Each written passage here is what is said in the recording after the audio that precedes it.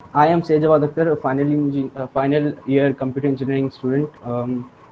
I am the chairperson of the MTS AUVZHCT club. Along with me will be my team members Shubham Singh, the vice chairperson, Huzaifa Khan, and Salma, to make you understand how a club works and all the competitions that we participate in. So, a small overview of our webinar will be, I will be introducing you about the different underwater robots, the applications of AUVs, about our club and the different competitions we participate in. So, and further, my team members will brief you about the different responsibilities and tasks done by our different teams. Then after that, we will give you a small overview of how to establish an MTS chapter and the different various benefits of starting the chapter. And at the end, we will have our SEUVC journey video. So, of course, everyone would be having a question like, what is an underwater vehicle? So, usually, an underwater vehicle or unmanned underwater vehicle is called when a vehicle goes inside and performs simple tasks or various kind of tasks. It is broadly classified into three types: AUVs, autonomous underwater vehicles; ROVs, remotely operated vehicles; and HOVs, humanly occupied vehicles.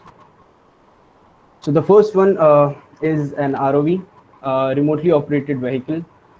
This vehicle has the important feature of being connected to a tether. A tether is actually a wire, or you can say a big uh, uh, it's a wire that is connected to to a computer or a power source station at the docking point, or on a ship or on a boat, and all the controls and the power is given from that position or from that docking point to the vehicle. And this vehicle, being a very small vehicle, goes down and performs all the tasks according to the human that is controlling it. It has various sensors like manipulator arms to collect some different samples, cameras to capture videos and photos, and the thrusters that actually give the movement to the vehicle. The next one is a humanly occupied vehicle. An actual human sits inside it rather than a tether connected to a person outside water. So it has to be obviously big and protected because a human life is inside, with all the power and control configurations has to be shifted inside the vehicle. So it is a big vehicle as compared to an ROV. The third one and the most sophisticated one is the autonomous underwater vehicle. Neither does it have a tether connected to it, and neither a human is inside it. So everything has to be controlled and done by its own. So how does it do that? So a computer with all the pre-programmed structures and the basics of how to perform tasks and how to maneuver underwater is fed into it, and using its different sensors like pressure housing, pressure sensors, sonars, hydrophones, cameras. Using these sensors, it performs its various tasks underwater, then comes back to the specified coordinate that was provided to it inside its computer and comes back to the surface at the docking station. From there, the human takes it back and analyzes all the data that was actually captured underwater. So an AUV is majorly used, has a, you can say, an advantage as compared to the other two, ROV and HOV, is that it can go to those places where humans can't reach. So, of course, when we talk about a project, we have to talk about the applications, because applications give us how we have to perform in this real world. One of the application of an AUV is in rescue operations. As you all might have remembered, a case happened in Thailand a few years back when a few under 14 football team of Thailand was stuck in a cave and for around 2 to 3 days. And at that time, various scuba divers and rescue operations were being done. At that time, Elon Musk, CEO of SpaceX and Tesla, came with an idea of making an AUV to help those students there. even though this was not taken up by the Thailand government. But as you can see, this was the you can say the development of engineering so fast in this field is getting very fast. So I'll just show you a small clip of the AUV.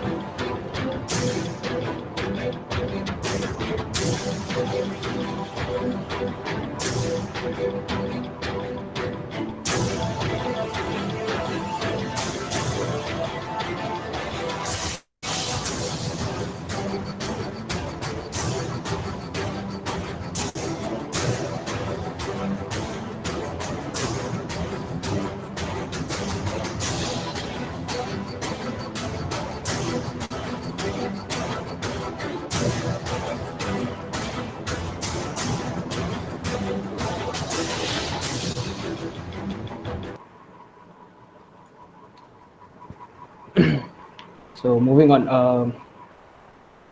a small history of our club. We have the AUV project actually started in 2012 under the guidance of our faculty advisor, Dr. Salim sir. It was a small project by a few students from mechanical engineering.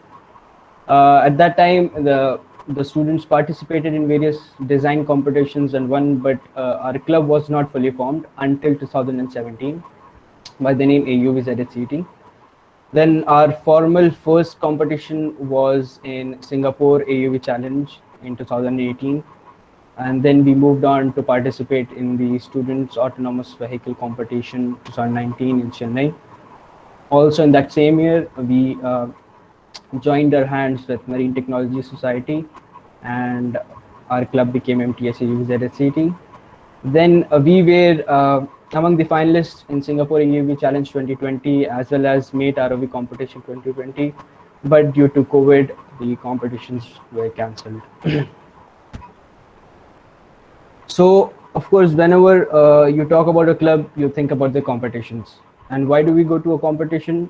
To check our level in the field, to get an exposure of the industrial field, and to know our competitors.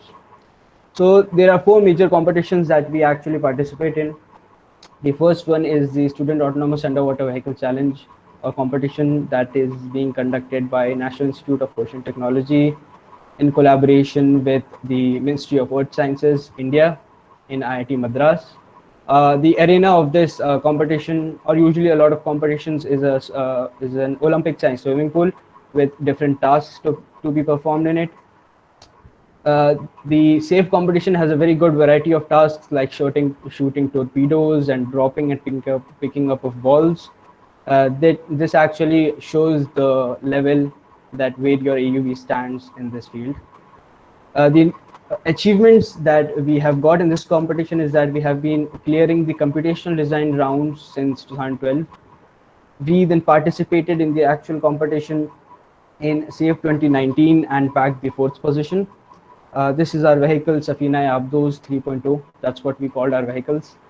C 3.0 that helped us win this competition in 2019. The next competition is the Singapore Autonomous Underwater Vehicle Challenge that happens every year in Singapore Polytechnic in collaboration with IEEE Oceanic Engineering Society. This competition actually gives a first-time competitor, a first-time AUV team to get an international exposure, along with a very good and acoustic related tasks to be to perform in this competition. One of our greatest achievements in this competition, and as this was our first one in 2018, we bagged the best AUV uh, title in Singapore AUV Challenge in 2018. These are our vehicle pictures at the left. The third and the most sophisticated and important competition that happens internationally in US is the RoboSub competition. This is one of the most tough and sophisticated arenas. As you can see, it's an oval shaped. It is actually organized in collaboration with the US Navy, and it happens in an actual environment underwater with all the different underwater, you can say, the shrubs and everything, or the not clarity, and the different tasks has to be performed in a real life situation. And if one wins this in this competition, one can actually say, the team can actually say that they can actually sell their AUV, because the type of rigorous evaluation in this competition is very high.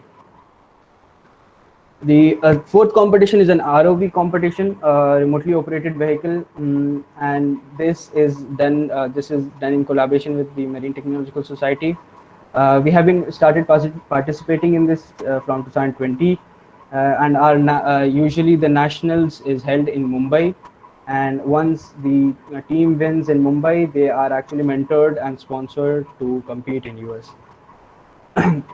This has also a very good arena, because the control and everything is in the hands of the students, so it has a more variety of different tasks to perform, and also it gives a very good start for students in underwater robotics. Some other achievements include that our design has been appreciated by a lot of people. We have won different cash prizes. Our idea of converting this AUV into a startup has also won an award in an entrepreneur summit, and we have also been included in the top 10 best or the innovative clubs of 2018. In respect with research, we have filed 2 design patents and have various research papers. I'll discuss about these at the end. I will be talking about the benefits of underwater robotics. A short clip showing you about the RoboSub 2016 competition. It will just give you a small overview of it. So many of these students for this just a fun competition where aspiring engineers get to build robots. Their ideas are capable of realistic missions. They really could help. So something I was personally involved with was a torpedo system. These pneumatic tubes that air in there. 350 students from 50 schools representing 11 countries have been preparing for months to let their submarine shine. It's really open to our imagination. From design to manufacturing, these teams do it all. It can't weigh more than 125 pounds. As far as cost, there's no limit. All of these tubes and wires in this year's San Diego State sub cost $80,000. All money raised from optimistic sponsors after the team took home the gold last year. The way the computers have changed the information for all of us, I think we're now going to start to see mechanical systems do the same thing. All of the hours are voluntary and doesn't count for any school credit. It's exciting. For me, it's exciting. It's a lot of fun because we finally get to see what all of our hard work is doing, and we get to see what all the other teams are doing. Speed isn't the only goal underwater. Accuracy and consistency earn you far more points. The autonomous sub must go in a straight line. Then its eyes and ears must identify and touch the colorful cones beneath the surface. A real-world example, finding a plane's black box at the bottom of the ocean. Be able to autonomously send a medic or send a first response to each people in the community where we can't get someone there in time. We can get a vehicle there right away. And we can do underwater welding to do real difficult and dangerous tasks that we might not want people to be involved in. Above ground, these robots could assist the Department of Defense. Have a little bit back a little bit so it doesn't cost the life. These bots could also just get stuff to us sooner. One of the really cool things that reminds me of this sport is actually in I think for Amazon and their supply chain department, most of that is automated. That's where Amazon really makes their money. Texas A&M even has an all-girls team. No telling what these brilliant minds will come up with next. I think I'll probably be pretty surprised when we see this just because it's always something that's surprising that's probably going to change lives for us. Impressive. And the first place winners get $5,000 and wins the competition. Talking about a club, the basic or the fundamental part is the teams in which the club is divided. Our whole club is divided into 4 fundamental teams: the mechanical team, the electrical electronics team, the computer team, and the management team.